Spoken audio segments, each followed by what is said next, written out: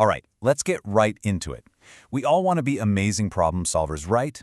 But here's the thing. We so often skip the single most important step, defining the problem correctly.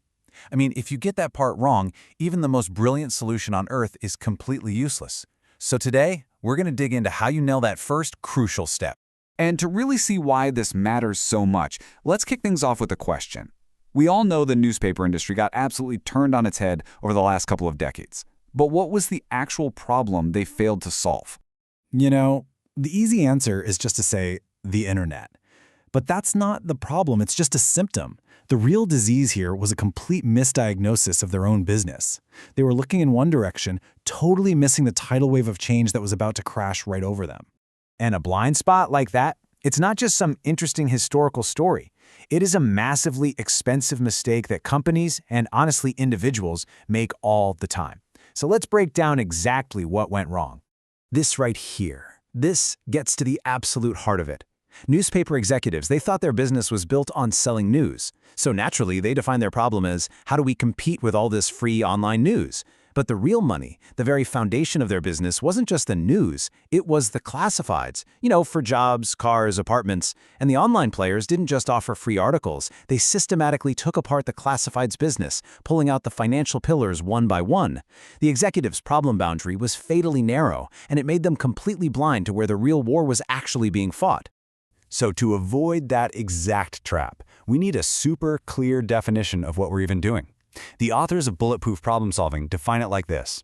See, it's not about finding the easy, obvious answers. It's all about tackling these complex, uncertain situations where the stakes are really high. And getting that problem definition right is the only way you can effectively navigate all that uncertainty. Okay, so how do we actually do it? How do we avoid falling into the same trap the newspapers did? Well, thankfully, there's a practical toolkit we can use to build a really solid problem definition right from the get-go.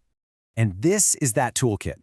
Before you even think about solutions, you have to nail down these three things. First, who's making the final call, and what does a win actually look like to them? Second, boundaries. What's in scope and what's out of scope? This is exactly where the newspapers messed up. And third, the timeline. How much time do we really have, and how precise does our answer need to be? Just getting these three things down on paper forces a kind of clarity that literally stops you from chasing the wrong target from day one. Now, beyond that checklist, there's another really crucial principle. You have to make sure you're solving the problem at the right altitude. It's all about elevating your perspective.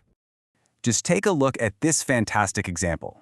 On the surface, the problem seemed clear enough. Hey, go evaluate this $6 billion investment plan for our steel company. Simple, right? But the problem solvers, they didn't just take it at face value. They zoomed out, they elevated their perspective, and they realized the company had a much, much bigger problem. It was bleeding cash because its core costs were totally uncompetitive. Trying to build a fancy new plan on a foundation that was crumbling to dust would have been a complete disaster. They had to solve the cash crisis first. And that's the key takeaway here. If you solve a problem at too low a level, you just end up with a small, localized fix that doesn't actually address the root cause. You have to constantly be asking yourself, am I just looking at a symptom here, or am I actually looking at the disease? Is this the biggest, highest level version of this problem that I can solve? And now for the final piece of the puzzle. It's understanding that defining a problem isn't something you just do once and you're done. No, your understanding has to evolve. A truly great problem definition, it's alive, it breathes. And you can see this perfectly in the design thinking process. Notice how it's a loop, not a straight line. Yeah, you start by empathizing and defining, but as you start to brainstorm and build and test, you learn things, and those things force you to go back and redefine the problem. The best problem solvers are always revisiting their initial assumptions as new facts and new insights come to light. And here is a stunning real-world example of a problem that breathed. The Avahan HIV project in India. They initially defined their problem from a simple supply perspective. How do we distribute more condoms? But that just wasn't enough. So they went back, they listened, they really empathized. They talked to sex workers and completely reframed the problem around demand. The question changed from a logistical one to a deeply human one.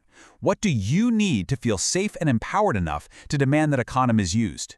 In the result of that simple but incredibly profound reframing, this number, an estimated 600,000 HIV infections were prevented. That is the staggering, life-saving power of getting the problem definition right. It wasn't about a smarter spreadsheet or a better supply chain. It was about a deeper, more empathetic understanding of the real human problem. So that leaves us with one final thought. The next time you're facing a challenge, whether it's at work or just in your life, stop for a second before you jump to solutions. Take a step back and ask yourself, have I defined the boundaries correctly? Am I solving this at the highest possible level? And, most importantly, is the problem I'm working so hard to solve the real problem